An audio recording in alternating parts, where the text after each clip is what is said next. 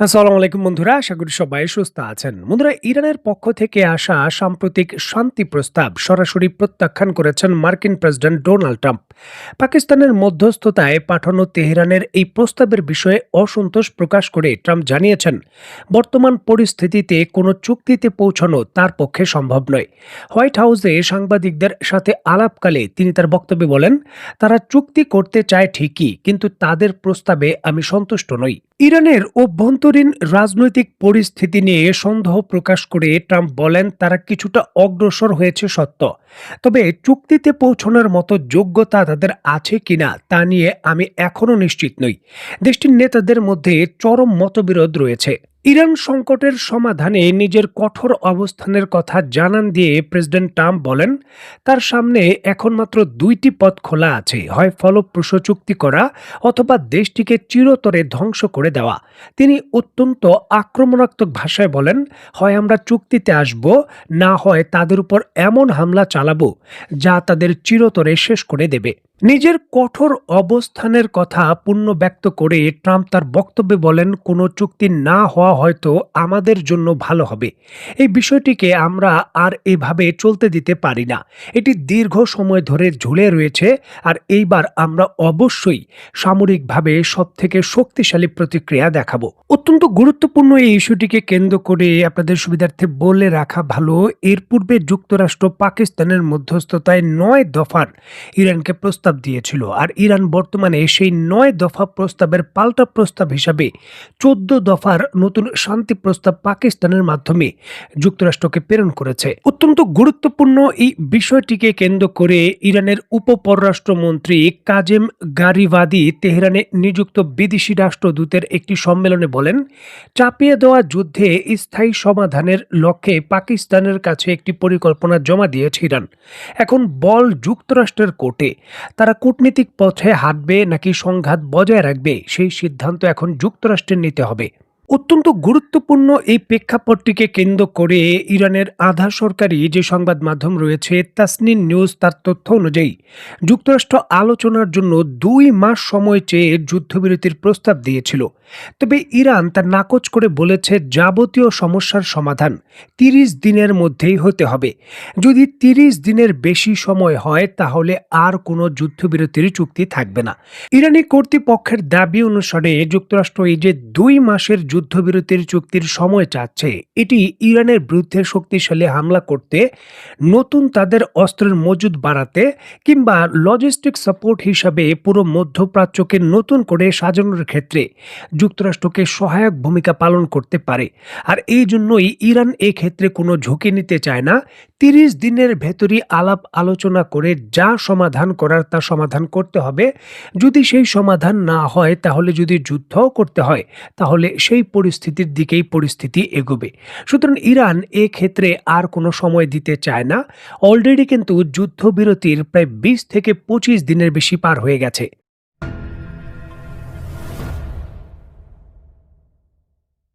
দেখুন, ইরানের সঙ্গে যুক্তরাষ্ট্রের বর্তমানে চুক্তির যে প্রস্তাব পাল্টা প্রস্তাব চলছে, এই সকল খেলাটাই চলছে চাপ প্রয়োগের অংশ হিসাবে ইরান থেকে সর্বোচ্চটা আদায় করার জন্য। আর এটা নিশ্চিত করার জন্য যুক্তরাষ্ট্র ইরানের বন্দরগুলোতে এখন পর্যন্ত তাদের যে অবরোধের সিদ্ধান্ত সেটা অব্যাহত রেখেছে, এবং যুক্তরাষ্ট্রের অন্তত পক্ষে ২টি বিমানবাহী রণতরী এবং এর সাথে সাথে ১৪ থেকে ১৬টি যুদ্ধজাহাজ এই অবরোধ বাস্তবায়নে কাজ করছে। তবে ইরানের কর্তৃপক্ষ দাবি করছেন যে যুক্তরাষ্ট্রের এই অবরোধ কোনো কাজে আসছে না, কারণ ইরান থেকে তেল বোঝাই যে বিশাল পরিমাণে বড় সুপার ট্যাঙ্কারগুলো রয়েছে, নিয়মিতভাবেই হরমুজ প্রণালীর এই যুক্তরাষ্ট্রের অবরোধকে অনেকটা ফাঁকি দিয়ে তার যে গন্তব্যস্থল রয়েছে সেখানে ইরানের তেলগুলো রপ্তানি করছে।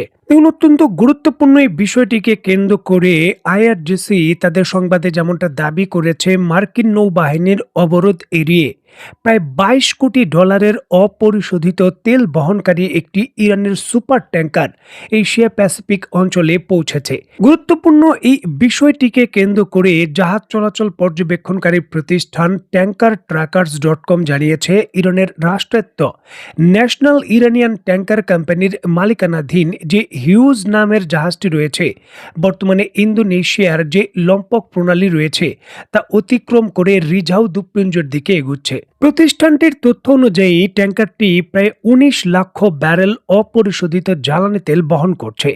আন্তর্জাতিক বাজার দর অনুযায়ী এর আনুমানিক মূল্য প্রায় ২২ কোটি মার্কিন ডলার। এক সপ্তাহেরও বেশি সময় ধরে জাহাজটির অবস্থান সম্পর্কে স্পষ্ট তথ্য পাওয়া যাচ্ছিল না। সর্বশেষ এটিকে শ্রীলঙ্কার উপকূলীয় এলাকায় শনাক্ত করা হয়েছিল। ট্যাঙ্কার্স জানিয়েছে গত ২০ মার্চ মালাক্কা প্রণালী অতিক্রম করে ইরানের দিকে যাত্রা শুরু করার পর থেকে জাহাজটি অটোমেটিক যে আইডেন্টিফিকেশন সিস্টেম রয়েছে AIS তা বন্ধ হয়েছিল। সাধারণ আন্তর্জাতিক সমুদ্রপথে জাহাজের অবস্থান গতিপথ শনাক্তে এই ব্যবস্থা ব্যবহার করা হয়। তবে এই AIS বন্ধ থাকায় হিউজ এর গতিবিধি অনুসরণ করা খুবই কঠিন হয়ে পড়ে এবং আন্তর্জাতিক কিছু সংবাদ মাধ্যম এটাও ইঙ্গিত করে যে এই জাহাজটি খোলা সমুদ্রে অনেকটাই কিন্তু প্রকাশ্যেই ছিল, কারণ যুক্তরাষ্ট্রের বহু জাহাজের সেখানে অবস্থান ছিল। তবে চীনের অত্যন্ত শক্তিশালী অবস্থানে ভারত মহাসাগরে তাদের জাহাজগুলো থাকার কারণে এই জাহাজটির বিরুদ্ধে চূড়ান্তভাবে যুক্তরাষ্ট্র কোনো সামরিক পদক্ষেপ নিতে পারেনি। মানে কৌশলগতভাবে এখানে চীনের যে শক্তিশালী অবস্থান সেটাও কিন্তু দৃঢ় হচ্ছে।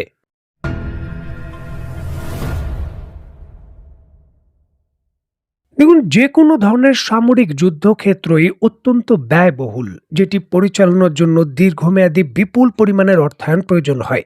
আর ইরান বর্তমানে যুক্তরাষ্ট্রের মতো সুপার পাওয়ারের বিরুদ্ধে লড়াই করছে, আর এখানেও কিন্তু বিপুল পরিমাণে অর্থায়ন প্রয়োজন। আর ক্ষেত্রে চীন যে সহযোগিতার ক্ষেত্র বা নতুন করে সহযোগিতার যে ঐক্যবদ্ধ প্রচেষ্টা ইরানের জন্য শুরু করেছে সেটি নজিরবিহীন।